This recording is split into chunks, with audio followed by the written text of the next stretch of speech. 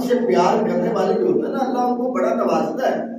حضور سرور کائنات صلی اللہ علیہ وآلہ وسلم تشریف فرمائے، صحابی رسول پاس بیٹھے، حضرت اسرائیل علیہ السلام آئے اور آ کر کہنے لگے اے اللہ کے رسول آپ کے صحابی کا آخری وقت آ گیا، آپ کے صحابی کا آخری وقت آ گیا، اس کی روح قبض کرنے والا ہوں میں، اس کی میں روح قبض کرنے والا ہوں۔ حضور علیہ السلام نے اپنے صحابی کو بتایا۔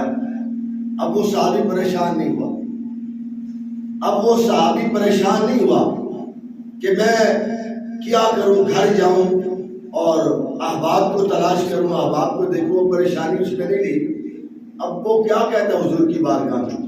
وہ کہتا ہے کہ یا رسول اللہ مجھے کوئی ایسا عمل بتاؤ کہ میں وہ عمل کر لوں اور سیدھے میں جنت میں چلا جاؤں۔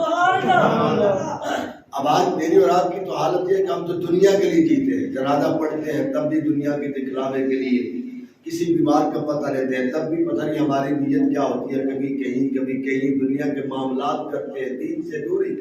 تو یہ فکر تو اس شخص کو ہوتا ہے، لیکن جس کی دن اور رات اور زندگی کا ہر لمحہ اللہ اور اس کے رسول کی رضا کے لیے گزر رہا ہو، اسے تو کوئی پریشانی ہوتی نہیں، اسے تو کوئی تکلیف نہیں آتی، اسے کوئی دکھ نہیں ہوتا، وہ کسی طرح سے بھی پریشانی کا سامنا نہیں کرتا ہے۔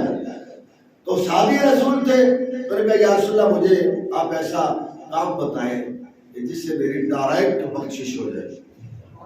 سبحان اللہ، بڑی مٹھیاں ہیں، حیران ہو تو بات بخشش کی ہو رہی ہے اور آپ بتائیں کہ کھوئے ہوئے ہیں، آپ کو بھی کسی کی شاید یاد ستا رہی ہے۔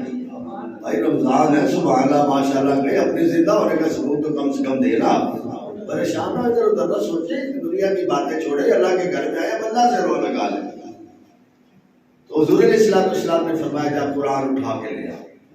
صحابی رسول قرآن اٹھا کے لائے۔ حضور علیہ السلام نے فرمایا میں تجھے قرآن سکھاتا ہوں، تو قرآن سیکھ، بس قرآن سیکھتا دنیا سے چلا جا، اللہ تجھے بغیر کسی رکاوٹ کے جنت میں داخلہ۔ یعنی کہ حضور نے یہ عمل امت کے لیے، یہ سبق دیا امت کو کہ قرآن سے پیار کرو، قرآن سے محبت کرو، قرآن سے تعلق بناؤ، قرآن سے تعلق جوڑ لو۔ قرآن کریم سے جو تعلق جوڑ لیتا ہے اللہ اس کو بے حد عظمتوں سے مالا مال فرماتا ہے۔ آپ دیکھ لینا یہ ہمارے بچے جو قرآن مجید فرقان حدیث مختلف مساجد میں قرآن سنا رہے ہیں، یہ قرآن سناتے ہیں تو کیا اللہ نے ان کو کتنی عزت دی ہے؟ وزیر اعظم بھی پیچھے کھڑا ہے، صدر بھی پیچھے کھڑا ہے، علاقے کا ایم پی اے امیر آدمی پیچھے کھڑا ہے، کروڑ پتی ہے، لیکن جنازہ کون پڑھاتا ہے؟ وہ مسجد کا امام، مسجد کا محافظ، مسجد کا عالم دین جو چٹائی میں بیٹھ کے دسترخوان بچھا کے حضور کی سنت کو ادا کرتے ہوئے کھانا کھا رہا، وہ قرآن پڑھنے والا، وہ قرآن کا قاری، حافظ قرآن، وہ آگے کھڑا ہے اور ہم خود اس کو آگے کرتے ہیں، لو بیٹا آگے ہو جاؤ، اور خود پیچھے کھڑے ہو کے ہم قرآن سن رہے ہیں۔ میرے آقا کریم علیہ السلام فرماتے ہیں معراج کی رات جب میں گیا تو 7ویں آسمان میں نے دیکھا ایک بزرگ سفید داڑھی والا بزرگ بیٹھا ہے اور ارد گرد اس کے طلباء بیٹھے ہیں اور کر کیا رہے ہیں؟ قرآن پڑھ رہے ہیں۔ کیا پڑھ رہے ہیں؟ قرآن پڑھ رہے ہیں۔ میں نے جبریل سے پوچھا جبریل یہ کون ہے؟ قرآن تو مجھ پہ نازل ہوا، یہ پڑھانے والا کون ہے؟ پڑھنے والے کون ہیں؟ اب یہاں رک کے جملہ کہوں گا، یہ مت کوئی سمجھے کہ حضور جانتے ہیں، ہمارا ایمان ہے کہ حضور جانتے ہیں، اور حضور خود فرماتے ہیں ما کانا وما یکون کا علم میرے رب نے مجھے عطا کیا، اور قرآن کا 5واں پارہ گواہ ہے وَعَلَّمَكَ مَا لَمْ تَكُنْ تَعْلَمْ، ہم نے حضور کو وہ سکھایا جو حضور نہیں جانتے۔ اب قرآن حدیث سے پتہ چل گیا کہ حضور جانتے، اور ہم غلاموں کا عقیدہ ہے کہ ہمارے دلوں کی دھڑکن بھی حضور جانتے، اللہ کے فضل سے جانتے۔ حضور سرور کائنات صلی اللہ علیہ وسلم نے پوچھا اس لیے کہ میری امت کے لیے ایک جو ہے وہ حد مقرر ہو جائے، امت کے لیے ایک کسوٹی جو ہے وہ کھڑی ہو جائے۔ حضور سرور کائنات صلی اللہ علیہ وسلم نے کون ہے اس لیے پوچھا تو جبریل نے کہا یا رسول اللہ صلی اللہ علیہ وسلم یہ قرآن پڑھانے والے حضرت ابراہیم ہیں اور یہ پڑھنے والے آپ کی امت کے وہ بچے ہیں جو پڑھتے پڑھتے مکمل ہونے سے پہلے دنیا سے چلے آئے۔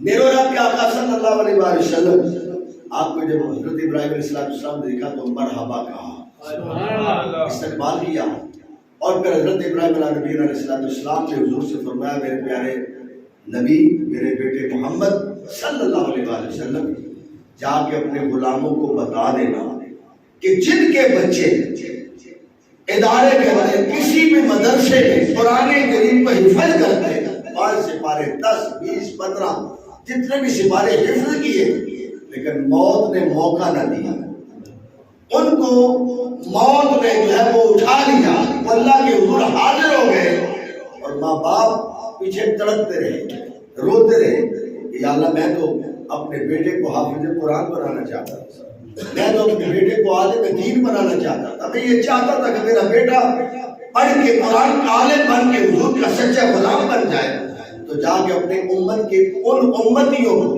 خوشخبری سنا دینا، اے میری امتیوں گھبرانا نہ، تمہارے جو بچے قرآن پڑھتے پڑھتے مکمل کرنے سے پہلے دنیا سے چلے جاتے ہیں، ان کو جنت میں حضرت ابراہیم علیہ نبی علیہ السلام قرآن پڑھا کے حافظ بنا رہے ہیں۔